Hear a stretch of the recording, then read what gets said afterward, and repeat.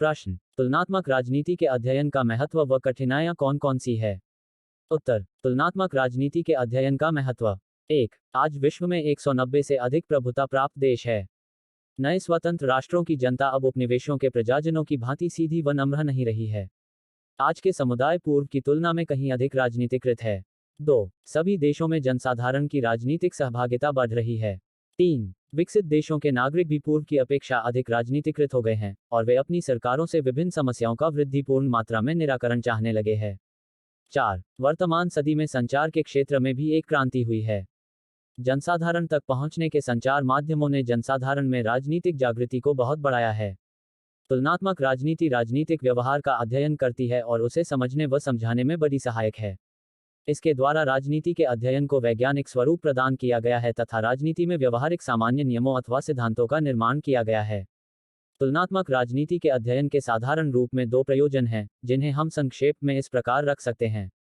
प्रथम, यह हमें विदेशों में शासन और राजनीति के क्षेत्र में घटी और संभावित घटनाओं का अच्छी तरह से निर्वाचन करने में सहायता देता है।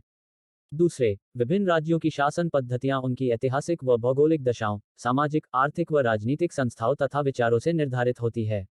अधिकतर देशों में शासन पद्धति और विचारधारा का गहरा संबंध है। तुलनात्मक राजनीति का अध्ययन समाजशास्त्र के विद्यार्थियों के लिए विभिन्न कारणों से उपयोगी है। किसी भी देश के विद्यार्थियों के लिए यह एक प्रकार से विदेशों की मार्गदर्शिता के समान है। विद्यार्थी को अन्य देशों के बारे में अनेक प्रकार की उपयोगी व शिक्षाप्रद जानकारी प्राप्त होती है। ऐसे ही, यदि हम हाल ही में स्वतंत्र हुए कुछ अल्पविकसित देशों की राजनीतिक पद्धतियों की तुलना करें तो उनमें से प्रत्येक में पुराने विदेशी शासकों द्वारा वही कायम की गई संस्थाओं और उनकी परंपराओं का ज्ञान उनके वर्तमान अंतरों को समझने के लिए प्राप्त करना अति आवश्यक है। इसका ज्ञान हमें तुलनात्मक अध्ययन द्वारा ही प्राप्त हो सकता है। दूसरे शब्दों में, संरचनात्मक कार्यात्मक उपागम राजनीतिक पद्धतियों की गहराई में परिष्कृत परिभाषा की ओर जाने का प्रयास करता है। यह प्रत्येक पद्धति में सबसे अधिक महत्वपूर्ण संस्थाओं को जानने तथा उनके राजनीतिक अंतरों व समानताओं के वर्गीकरण व स्पष्टीकरण तक पहुंचने का प्रयत्न करता है। हम इससे राजनीतिक व्यवहार और सरकार के कार्यों के बारे में परिकल्पना का निर्धारण कर सकते हैं और ऐसे शब्दों में जिनकी सहायता से हम विभिन्न राजनीतिक पद्धतियों की तुलना कर सकें। तुलनात्मक अध्ययन की कठिनाइयाँ। तुलनात्मक पद्धति अभी प्रवाह की स्थिति में है। यह निर्णायक या अंतिम स्थिति में नहीं पहुंच पाया है। अतएव इसके रास्ते में अनेक कठिनाइयाँ पाई जाती है। तुलना करने के लिए अनेक बातों की आवश्यकता पड़ती है। दूसरी समस्या की ओर संकेत करते हुए सर्टोरी ने लिखा है कि जब तक वृहद स्तर पर कुछ ऐसे प्रत्ययों का निर्माण नहीं हो जिनके बारे में अधिक से अधिक जानकारी हो और जो तुलनीय हो, तब तक राजनीति में तुलनात्मकता संभव नहीं है।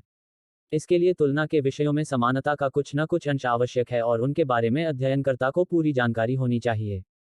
तीसरी समस्या विभिन्न राष्ट्रों की संस्कृतियों के अध्ययन और विदेशी भाषाओं के प्रयोग के संबंध में पैदा होता है।